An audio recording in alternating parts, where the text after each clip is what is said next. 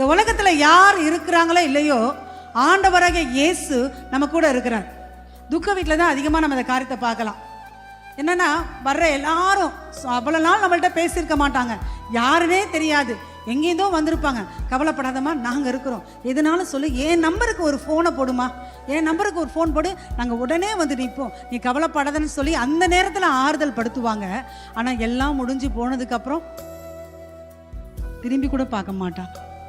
ஏதாவது ஒரு உதவிக்காக நீங்கள் ஃபோன் பண்ணால் கூட பிஸிங்கிறதான ஒரு டோன் தான் வருமே தவிர என்ன பண்ண மாட்டாங்க, எடுத்து பேச மாட்டாங்க. இது மனுஷ உலகம், மனிதர்களுடைய காரியங்கள் அப்படி தான் இருக்கும்.